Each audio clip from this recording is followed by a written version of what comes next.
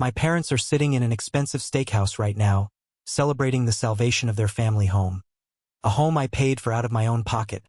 But I'm not there because my mother told me point blank that my presence would ruin the mood and remind everyone of the debt. Even though 3 weeks ago she was on her knees begging me to hand over every cent of my savings so they wouldn't be thrown out onto the street. It all started exactly 30 days ago. If someone had told me then that in just 1 month I would go from being the beloved eldest son to a pompous ATM, who is too embarrassing to invite to the table, I would have laughed in their face. My name is Mark, I'm 34 years old, and I work as a lead analyst for a logistics company in Chicago. For the last 10 years, I've built my life brick by brick, denying myself everything so that by 35 I could have financial freedom. I didn't drive luxury cars, I didn't vacation in Bali, I just accumulated money in an account that was supposed to be my ticket to a quiet life without bosses or deadlines. My parents, David and Mary, always considered me boring and stuffy compared to my younger brother, Ethan. Ethan is 27 and still finding himself, drifting between odd jobs while managing to look like he stepped off a magazine cover. Ethan is the favorite. He's the life of the party, the one telling jokes at family dinners while I sit in the corner checking work emails. But jokes don't pay the bills, and my father learned that the hard way when his small furniture business finally collapsed due to a string of idiotic decisions and hidden loans he kept from my mother until the very last second. That call came on a Tuesday night. I was just getting ready for bed when I saw my mother's name on the screen. She was sobbing so hard that at first, I thought my father had died or been in a horrific accident. It turned out to be much more mundane and, for their generation, much more terrifying. The bank had sent a foreclosure notice on the house, which had been mortgaged and remortgaged 3 times. They needed $300,000 within a month, or the bailiffs would literally throw their belongings onto the sidewalk. My father had a stress-induced heart attack and was in the hospital, and Mary was begging me to do something, because Ethan, naturally, couldn't help with anything other than moral support. I remember sitting in my kitchen, looking at the numbers in my banking app, realizing that this money represented exactly 90% of everything I had earned in my entire life. It was my future, my security, my years of overtime and sleepless nights. But Mary kept crying. She said she and my father would end up in a homeless shelter, and I, like a complete fool, felt the weight of the responsibility that had been placed on me since childhood for being the grown-up one. I went to see them that same weekend. The atmosphere in the house was like someone had died. Ethan was sitting in the living room looking like a martyr, sipping a beer that was likely bought with my mother's last few dollars. When I walked in, no one rushed to hug me. My father, who had already returned from the hospital, just sat in his chair staring at a blank TV screen, not even looking up at me. Mary immediately pulled me into the kitchen and started spreading out piles of bank letters, collection notices, and medical bills. She didn't ask how I was doing. She didn't ask about my job or my life. Her only interest was whether I could resolve the issue. I tried to explain that this was practically all my money, that I would have to sell off stocks and close long-term deposits while losing significant interest, but she just stared at me with those tear-filled eyes and kept repeating, "Mark, you've always been the strongest one among us. You can't abandon your family now." That evening, I caved. I promised I would find a way to get the full amount. I thought this act would be the moment we finally bonded, that they would realize the magnitude of the sacrifice I was making for them. I had no idea that this was actually the countdown to the end of my life within this family. I spent the following Monday on the phone with lawyers and bankers. I had to fight to extract my own money, signing dozens of documents and explaining why I suddenly needed such a massive amount of cash. At work, I was in a fog. I made several stupid mistakes that earned me a reprimand from my boss, but I didn't care. I felt like a hero saving a sinking ship. Every night I called Mary, and at first, she thanked me, calling me her savior. But by the end of the first week, her tone began to shift. She started talking about how my father needed to recover, how he needed peace, and how my constant questions about where exactly the previous money had gone were making him too nervous. I began to notice that the more money I transferred to their account, the less they wanted to talk to me. Ethan stopped answering my calls altogether, and when I finally reached him once, he lazily replied that I was acting like a stuck-up rich guy, because I dared to ask if he planned on looking for a job to help our parents with groceries. By the end of the second week, I transferred the first large installment, $150,000. It was enough to stop the foreclosure process. I expected them to call and invite me over for dinner, just to sit down as humans, but all I got was a short text from my mother. Money received, thanks.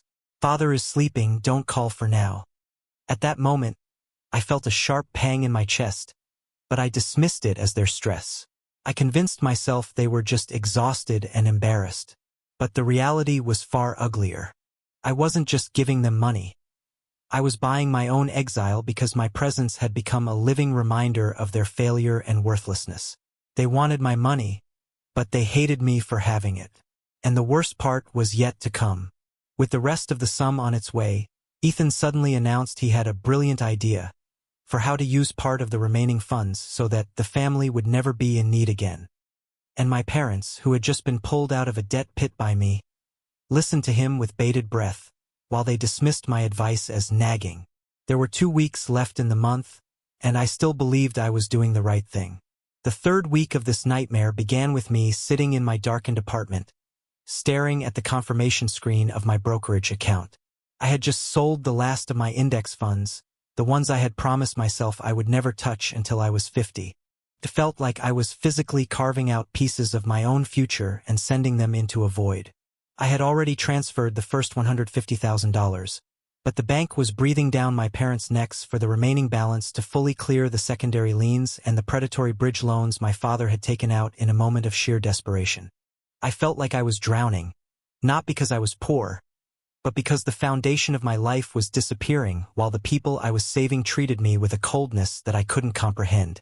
I called my mother to tell her the second transfer was coming, and instead of a thank you, she sighed and told me that David, my father, was having a bad day because I had sent him a spreadsheet of his remaining debts the night before. She told me that my obsession with numbers was insensitive, given his fragile heart condition, and that I was making him feel like a failure in his own home. I was stunned into silence, holding the phone while she explained that being a family meant supporting each other without keeping score, which was a convenient thing to say to the person currently handing over $300,000. By the middle of that week, I decided to drive down to their place without calling first. I needed to see where my money was going and to make sure the bank was actually backing off. When I pulled into the driveway, I noticed Ethan's car was parked there, but it was joined by a brand new set of expensive-looking golf clubs leaning against the garage door. I walked inside and found them all in the kitchen, laughing. The moment I stepped through the door, the laughter died instantly. It was the kind of silence that makes your skin crawl, the kind that tells you that you were the topic of conversation just seconds ago. Ethan didn't even look up from his phone. He just gave a half-hearted wave. My father was looking better than he had in years. His face possessed a color that didn't suggest a man on the brink of a heart attack. Mary was busy preparing a massive roast dinner, the kind of meal they hadn't been able to afford for months. I asked about the bank documents, and my father's expression immediately soured. He told me that everything was under control, and that I should stop acting like I was their overseer just because I had a high-paying job. He actually used those words. He told me that the money I gave them was a blessing, but that my attitude was a curse they had to endure. I tried to keep my voice steady, reminding them that I was currently liquidating my entire life's work to keep them from homelessness. That's when Ethan chimed in, leaning back in his chair with a smirk that made me want to lose my mind. He said that I shouldn't be so transactional, and that maybe if I had been more present over the years instead of just focusing on my career, they wouldn't have been in this mess in the first place. The logic was so twisted it felt like a physical blow. He was blaming me for their financial ruin because I was too busy earning the money they were now using to survive. My mother stayed silent, nodding along as Ethan spoke. She then turned to me and said that Ethan had been a huge help lately because he was helping them look into investment opportunities for the remaining money I was about to send. I felt a cold chill run down my spine. I told them that there was no remaining money for investments. Every single cent was supposed to go directly to the bank to clear the title on the house. That was the deal. But my father just waved his hand dismissively and said that I didn't understand how modern wealth worked, and that Ethan had a plan to double the remaining $50,000 in a month. The realization hit me then. They weren't just using my money to stay afloat. They were already planning how to gamble with it under the guidance of the son, who had never held a job for more than 6 months. I spent the rest of the evening being treated like a debt collector. They didn't offer me a plate of the roast. They didn't ask how my apartment was or why I looked like I hadn't slept in a week. They just waited for me to leave so they could go back to their plan. As I drove back to Chicago that night, I realized that my parents didn't see me as a son anymore. To them, I was a reminder of their shame, a witness to their failure, and a boring, stuffy obstacle to the easy life Ethan was promising them. The tension in my chest was so tight I could barely breathe. I had 1 week left to send the final installment of $150,000, and for the first time in my life, I began to wonder what would happen if I just stopped. But then I thought about the house, the memories, and the guilt they had spent 30 years hardwiring into my brain. I was trapped in a cage I had built with my own hard work, and the people I loved were the ones holding the key, refusing to let me in. The next few days were a blur of cold emails and short, clipped phone calls. My mother only texted me to ask if the final wire was scheduled. There was no, "How are you?" "No, we love you." It was just business. I felt like a stranger to my own blood. I started seeing posts on Ethan's social media of him at high-end bars, tagging family first and new beginnings. He was spending money I knew he didn't have, which meant my parents were already funneling him cash from the first half I had sent. Every time I tried to bring it up, my mother would accuse me of being controlling and paranoid. The emotional distance was growing faster than I could bridge it. I was losing my savings, my sanity, and my family all at once, and the worst part was that I was the one paying for it to happen. The month was almost over, and the final payment was due in 3 days. I had the money ready, but a part of me was screaming that I was making the biggest mistake of my life. The final wire transfer went through on Monday morning at exactly 9:15 a.m., and I sat in my office chair staring at the confirmation number until my eyes blurred, feeling a strange, hollow emptiness as I watched the digits on my screen drop to a level I hadn't seen since I was 22 years old. I had officially liquidated my life, my safety net, and my freedom to ensure that a house I didn't even live in stayed in the hands of people who had barely spoken to me in a week unless they were asking for a status update on the funds. I didn't get a call from my mother or a message from my father acknowledging that the debt was cleared and their future was secure.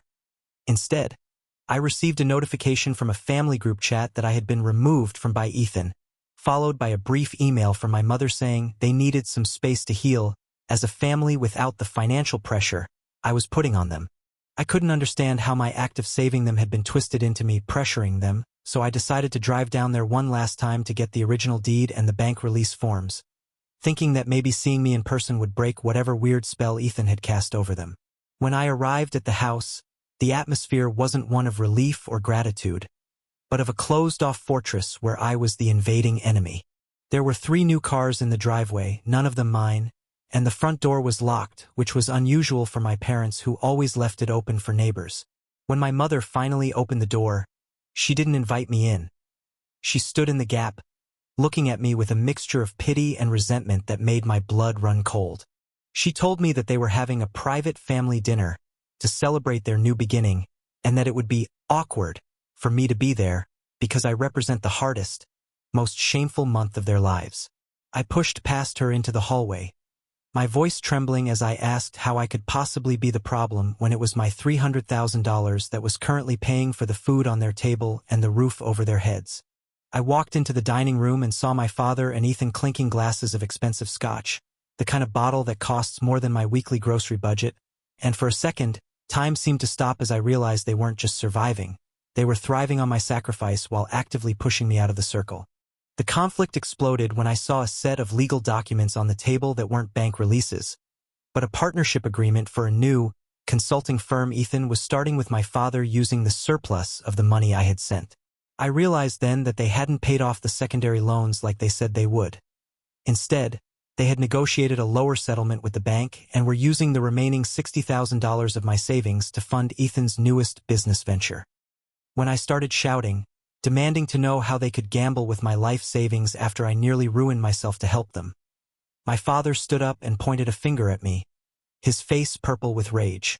He told me that I was a cold-blooded accountant who cared more about numbers than people, and that the money I gave them was blood money because of the way I made them feel inferior every time I asked for a receipt or an update. Ethan sat there, calmly sipping his drink, and told me that I should be happy they were finally innovating, and that my limited mindset was exactly why I would always be a lonely corporate drone while they were building a legacy. It was the most surreal moment of my life, standing in the home I grew up in, being told by the people I had just rescued that I was the villain of the story because I expected them to be responsible with the money I had bled for. My mother started crying, not out of guilt, but because my aggression was supposedly triggering my father's heart condition again. And she told me that if I truly loved them, I would leave the house and let them have this one night of peace. She actually said that my presence was toxic because I was holding the debt over their heads like a weapon, even though I hadn't asked for a single penny back. I only asked for honesty. I realized that by saving them, I had stripped away their last excuse for failure, and instead of being grateful, they hated me for it because I was the living proof that they couldn't handle their own lives. They had formed a unified front against me, with Ethan as the architect of this new reality where I was just a donor who had served his purpose and was now surplus to requirements. I left that house feeling like a ghost, walking back to my car while I heard the front door bolt click shut behind me. I sat in the driver's seat for 20 minutes, staring at the lit windows of the dining room, watching the silhouettes of my parents and my brother as they sat back down to finish their dinner. I had no money, no family, and no idea how I was going to pay my own rent the following month because I had overextended myself so far to cover their emergencies. The realization that they had actively chosen Ethan's lies over my truth was a physical weight in my chest that made it hard to breathe. I drove back to the city in a trance, realizing that the 1-month deadline I had worked so hard to meet had ended with me being completely erased from the family history. I had won the battle against the bank, but I had lost the war for my family, and as I pulled into my apartment complex, I saw a notification on my phone that Ethan had posted a photo of the 3 of them with the caption, "Finally free from the weight of the past. Real family stays together through it all." 3 days after I was kicked out of my parents' house, I was sitting in my office at 7 p.m., the only one left on the floor, staring at a crumpled piece of paper I had found in my jacket pocket. It was a receipt from a local medical clinic I had picked up off the floor at their house during the argument. I hadn't looked at it closely then, but now the date and the name of the procedure stood out like a bloodstain. It wasn't for a heart attack. It was a bill for a series of elective cosmetic procedures and a private wellness consultation for my father, dated 2 days before my mother's emergency call. There was no mention of a cardiac event. There was no ICU. The life-saving surgery I thought I was funding was a lie. I felt a cold, numbing sensation spread from my chest to my fingertips. My own mother had faked my father's near-death experience to get me to liquidate my life savings. I didn't call them. I knew they wouldn't answer, or if they did, they would just gaslight me again. Instead, I used my remaining credit limit to hire a private investigator I knew through a contact at the logistics firm. I told him I needed everything on the house title and my brother's recent financial activity. I told him it was a matter of extreme urgency, and I paid the rush fee with money I should have been using for my own food. 2 days later, day 26 of this month-long nightmare, he sent me a digital file that destroyed whatever was left of my soul. The house was never in foreclosure. There were debts, yes, but they were manageable through a standard refinancing plan. The $300,000 I sent didn't go to a bank to save a home. It went into a newly formed trust fund. The beneficiaries? Ethan and my mother. My father wasn't even on the list. The most sickening part of the document was the transfer of deeds signed just 4 days ago. My parents had officially signed the house over to Ethan. The reason listed in the internal legal notes was to protect family assets from potential litigation by a third party. I was the third party. They were protecting my money from me by giving it to the brother who had never worked a day in his life. I realized then that this wasn't just a series of bad decisions or family drama. This was a calculated, month-long sting operation.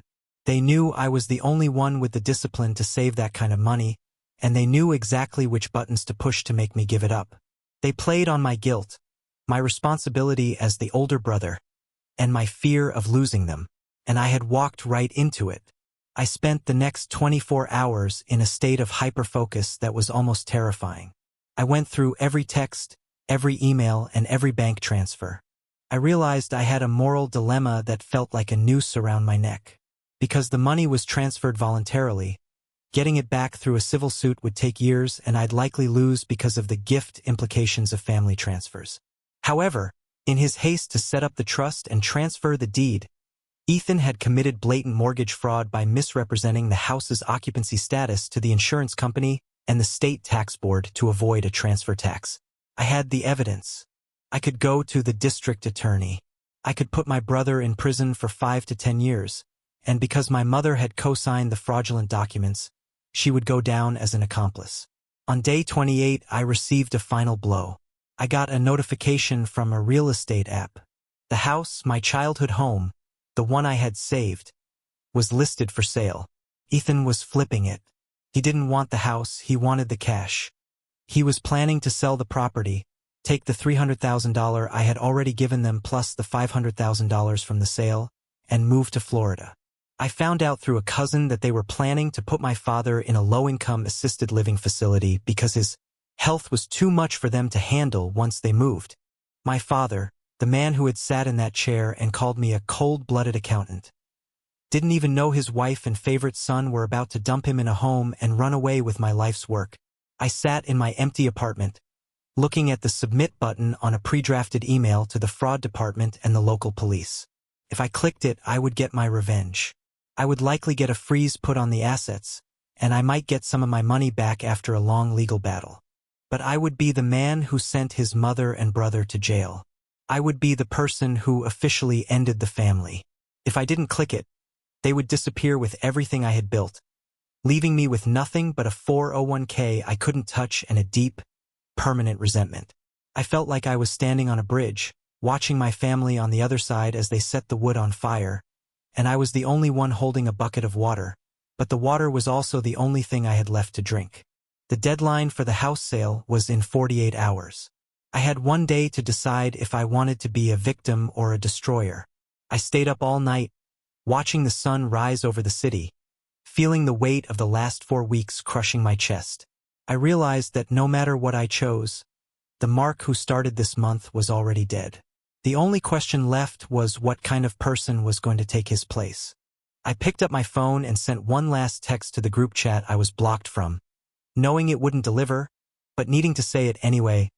I know about the clinic bill. I know about the deed. You have 24 hours to make this right before I make it legal. I waited. 10 minutes later, my phone rang. It was my mother. Her voice wasn't crying this time. It was cold, sharp, and unrecognizable. The phone call with my mother lasted exactly 4 minutes, and it was the most honest conversation we had ever had, mostly because the mask finally slipped. She didn't deny the clinic bill. She didn't deny the deed transfer to Ethan. Instead, she hissed into the phone that I was born with a calculator for a heart, and that I had plenty of time to make more money, whereas Ethan needed a head start in life. She told me that if I went to the authorities, she would tell everyone I was abusive and that the money was a gift I was now trying to extort back because I was bitter and lonely. Then she hung up. I sat in the silence of my apartment, day 29 of this month-long nightmare, and I realized that the woman I had spent 34 years trying to please simply did not exist. There was only a woman who viewed her children as either a source of income or a project to be protected. I didn't wait for the 24-hour deadline. I drove to the house at 6 a.m. on day 30. I didn't knock.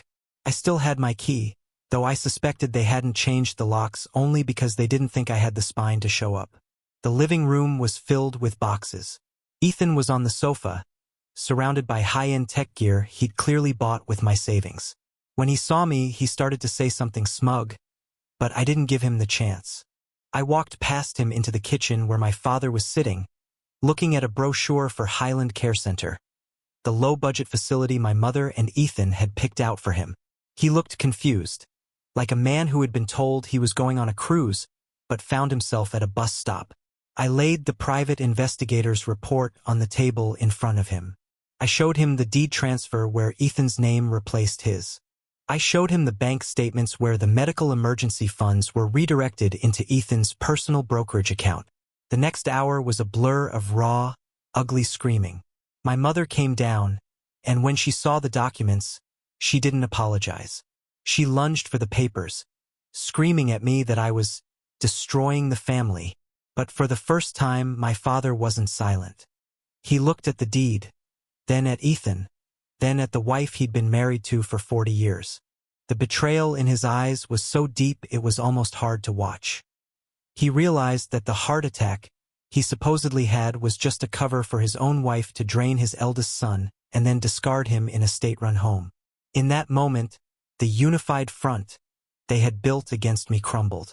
My father didn't defend me, but he turned on them with a quiet, shaking rage that was far more terrifying than my shouting. He told Ethan to get out of the house. Ethan laughed and reminded him that the house was legally his now. That's when I stepped in. I told Ethan and my mother that I had already filed a lease pendens on the property, a legal notice of a pending lawsuit regarding the title. I explained that while they might think they own the house, no title company would touch a sale with a fraud investigation looming over it. I had also sent the evidence of the fraudulent tax filings to the state board an hour before I arrived. I wasn't there to negotiate anymore. I told them that I didn't want the money back because I knew it was gone, spent on Ethan's lifestyle and my mother's security. What I wanted was the one thing they couldn't give me, the last 30 days of my life back. Since that was impossible, I gave them a choice. Ethan signs the house back to my father and they both sign a confession of the debt, or I walk out the door and let the district attorney handle the mortgage fraud and the elder financial abuse. Ethan folded instantly. He's a coward who thrives on other people's labor, and the thought of actual jail time made him physically sick. We spent the rest of day 30 at a 24-hour notary's office. By sunset, the house was back in my father's name, and I had a notarized admission of the debt. Not that I ever expect to see $1 of it. My mother wouldn't even look at me. She treated me like I was a stranger who had just robbed her. As we stood in the parking lot, my father tried to come over to me, maybe to apologize, maybe to ask for more help, but I just held up my hand. I couldn't do it.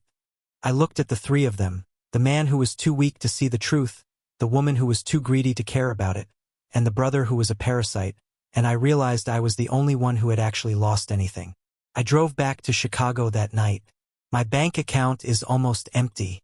My career is on thin ice because of my lack of focus this month. My retirement plan is a memory.